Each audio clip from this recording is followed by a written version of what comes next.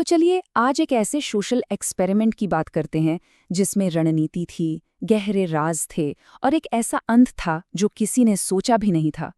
ये एक ऐसा खेल था जहां लाखों डॉलर्स और इंसानी रिश्ते सबके सब दांव पर लगे थे। और इस पूरे खेल की शुरुआत होती है इसी एक लाइन से। सोच कर देखिए, एक आदमी एक जंगल में 30 दिनों के लिए फंसा हुआ है और उसके साथ कौन है? उसकी 5 एक्स गर्लफ्रेंड्स। जी हाँ, 5। ये लाइन तो बस आने वाले तनाव की एक छोटी सी झलक थी। और इस सारे तनाव, इस सारे ड्रामा की वजह क्या थी? ये रकम, $2.5 लाख। अब इतनी बड़ी रकम के लिए तो कोई भी रिश्ता कसौटी पर चढ़ ही जाएगा, है ना? तो ये खेल आखिर था क्या? इसकी बुनियाद थोड़ी अजीब थी। एक लड़का है ग्रैंट और उसे अपनी 5 एक्स गर्लफ्रेंड्स के साथ 30 दिन जंगल में गुजारने थे। बस यही चैलेंज था। अब देखिए, नियम तो सुनने में बड़े सीधे साधे थे।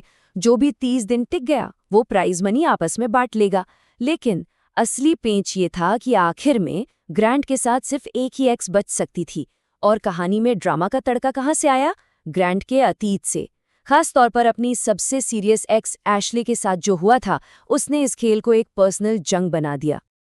और यहीं पर ये खेल बहुत दिलचस्प हो जाता है, क्योंकि ये पावर का नहीं, जानकारी का खेल था।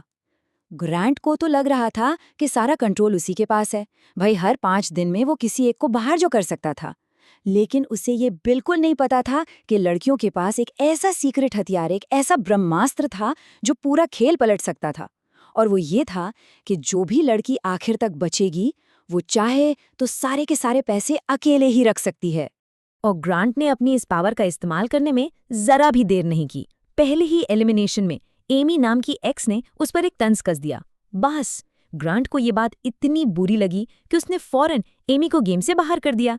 इससे बाकी लड़कियों को एक साफ मैसेज मिल गया कि ग्रांट के खिलाफ जाना बहुत भारी पड़ने वाला है। अच्छा, एमी के बाहर होते ही बाकी लड़कियों को एक बात तो साफ हो गई कि अकेले अकेले ग्रैंट से निपटना तो नामुमकिन है। और यहीं से कहानी में एक नया मोड़ आता है, एक मास्टर प्लान जो ग्रैंट के खिलाफ बुना जा रहा था। उनका प्लान बिल्कुल साफ था।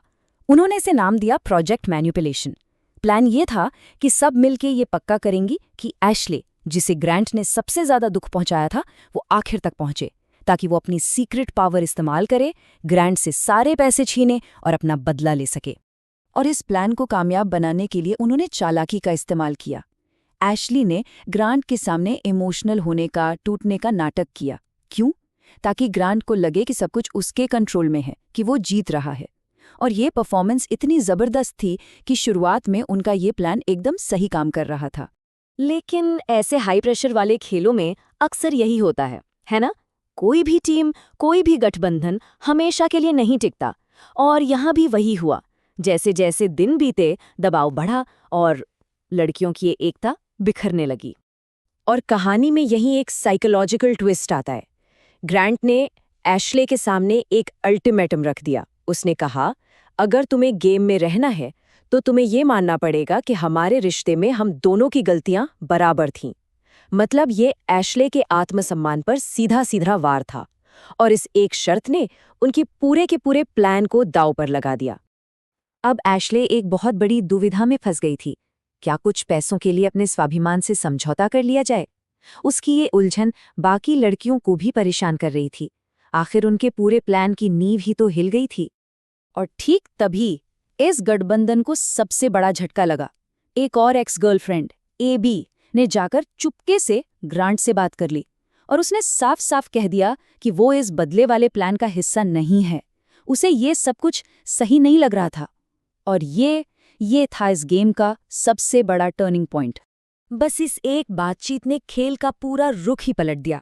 एबी ने ग्रांट से वादा किया कि अगर वो उसे आखिर तक लेकर गया तो वो पैसे नहीं चुराएगी। दोनों इनाम आधा आधा बांट लेंगे। ग्रांट को यकीन दिलाने के लिए उसने एबी से बाइबल पर हाथ रखकर कसम भी खिलवाई। और इसी के साथ एक नया सीक्रेट अलायंस बन गया।